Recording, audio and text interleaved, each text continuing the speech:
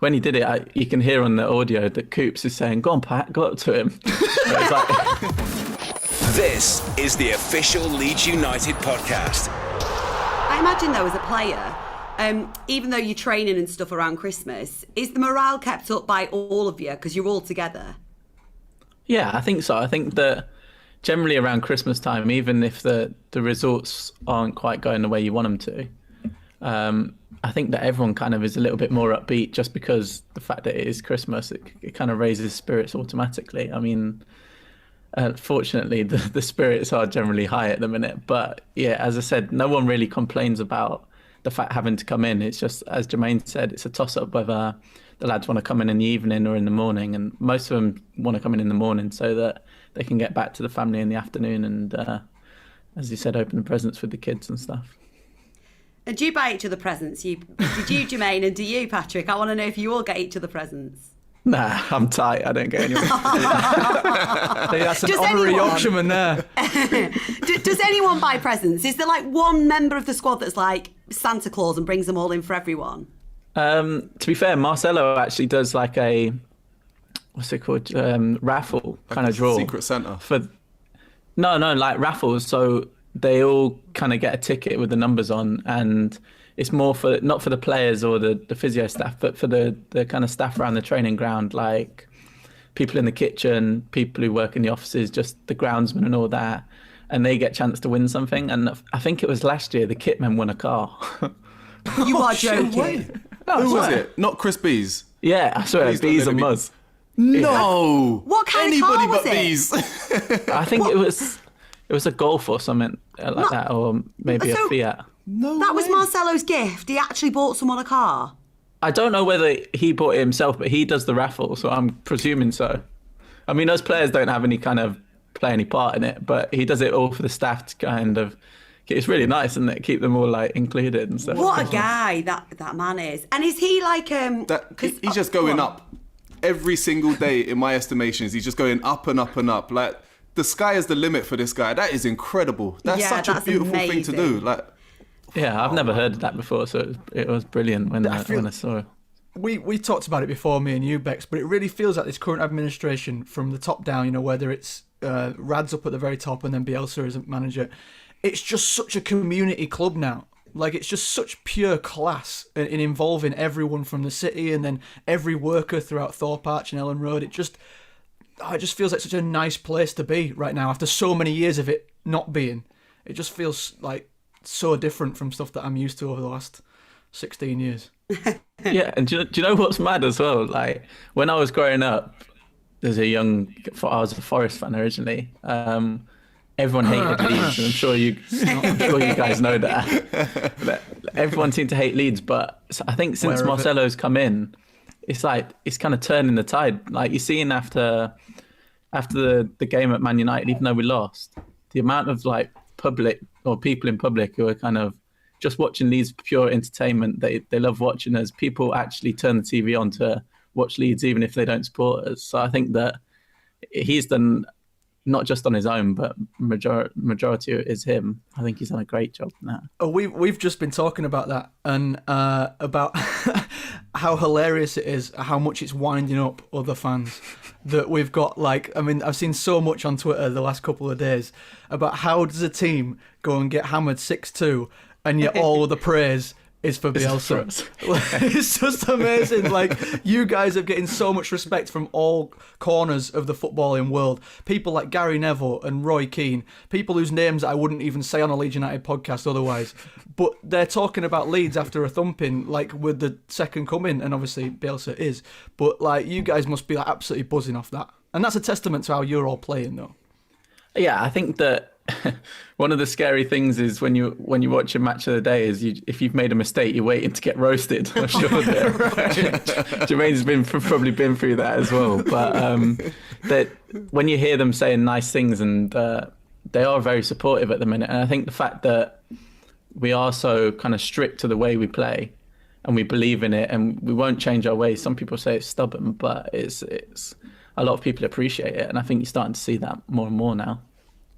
And like Marcelo, It's amazing. And no, it's all right. And you guys and Marcelo deserve all the plaudits that you're getting, Patrick. But I think what I've loved seeing about Marcelo is the longer he's been here, the more of his character seems to come out. Like the more you see him celebrating goals and stuff, like that Jack Harrison goal, for example, the more you see him celebrating.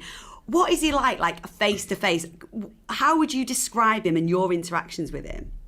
I think I've said in previous interviews that like it's a very kind of you earn his respect to start with, and then it's like mutual respect between you and him. But I think that you look up to him as your boss until we got promoted, and then he kind of turned into like your favorite grandfather at those promotions and the way he was giving everyone like a hug, and you saw his emotions come out, and then he changed, and that's the first time you've ever really seen him like that. Then when it's back to business, it is really back to business. So it's all about the work. It's what he demands you've got to do. And every now and then he does sometimes like he catches by surprise by just cracking like random jokes. I mean, I think they're jokes anyway, because he looks up with like a smirk trying to make us laugh. But he does it every now and then to kind of raise the spirits. What kind of jokes does he crack? Hang on, what's happened? Can you hear me? Yeah, can you hear us? No, Siri just popped up. He just doesn't want to answer the question. What did you say? What kind of question? What kind of jokes does he crack? Sorry, I can't hear you. Sound's gone. Gotta go. To be honest, I couldn't even repeat the jokes that he says, but like, I think is that because they're in Spanish or they're offensive? Which is it? No, he tries to say it in English sometimes, and then you know it's a joke when he gives you like that little wry smile or smirk. Oh. He's kind of taking the piss a bit. You know what though? I think everyone wishes he was their granddad. Like that's how I see him, and I've never spoken to the guy in my life. Like right. I think you just want to give him a big cuddle, don't you? Yeah, he's like that. I think. From the training goal. Yeah, which is one of the best videos. That is so That great. caught me by surprise, because I didn't really know what to do, because he's obviously the only time I'd really spoke to him was when I'd done something wrong in training and he was telling me what I needed to do. So it was never like that kind of embracing hug kind of speech. And when he did it, you can hear on the audio that Coops is saying, "Go on, Pat, go up to him." It was a little bit awkward, but it kind of did show that side to him early on, that he had that side anyway. And for you, Patrick, what has been your sort of favourite part of the season so far? What have you enjoyed the most since being in the Premier League? I think probably the first game, as weird as it sounds. I think that the excitement of coming up and then the first game being at Liverpool, it was one of them where it was a free hit, and to be honest, none of us knew what was going to happen. I mean, we obviously had like belief in ourselves as a squad, but we were playing the champions. We didn't know how good we were or how much we could compete with them. And the fact that it was weird because we lost, but in the change room after, everyone was kind of upbeat, like, wow, we've just really taken last year's champions that close to a draw. And I think the boys were just kind of like, wow, we can actually compete in this league, and it gave us a little bit of confidence. So I think probably that first game is the one that stands out. You have got a tenner to buy Marcelo Bielsa a Christmas present. What are you getting him? I'm going to get him probably Argentinian chocolates. I don't know the name of them, but he brings them in as like treats every now and then, and I know he likes them, so I'd get him them. Treats for him or you? He brings them in as.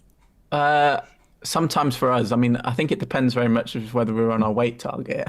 But every now and then, if I think it might even be when his wife comes over, whether she brings them over from Argentina for him. I've just got visions of like if you hit your weight, if you're all right weight target wise, you just get handed a little Argentinian chocolate from Marcelo. Congratulations. If you're under. Just to top you up a little bit. Get you up. But to be fair, they might actually be worth more than £10. I don't know. So, but I would aim for them. Just quickly, what are they like? I want to know what Marcelo Bielsa likes to eat chocolate wise.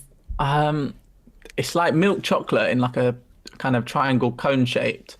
But it's one of them's got like runny caramel in it, and one of them's like almost like a truffle, kind of like a Lindor kind of thing. Oh, he's got good taste. Yeah, I thought you were not bad. describing a Quality. green quality street at first. You know, the triangle. Yeah, yeah, Something that's what it that. sounded But like. actually, Lindt chocolate, Marcelo Bielsa has good taste. No, like when I say triangle, I mean like an upside down like pine cone. They're big. They're not like small Oh, little wow. things. Or like a Yeah. walnut whip. But like, Yeah, similar to that. Okay, Yeah. okay. Do you 'Cause there reckon was a next time you could save it and just flash it to us so we can see what they actually look like?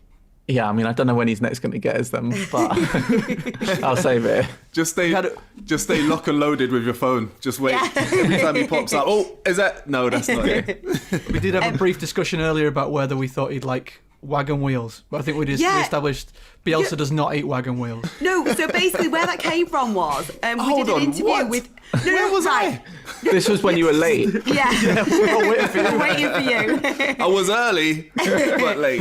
No, Simon from the Kaiser Chiefs bought in these Argentinian biscuits, right? And I was dead excited, Patrick, thinking they were going to be like really exotic. They're just Yeah. a chocolate wagon wheel. So I was really hoping that wasn't going to be what Marcelo liked. I'm glad that it is the Lindt style. I mean, he might like them as well. I don't know.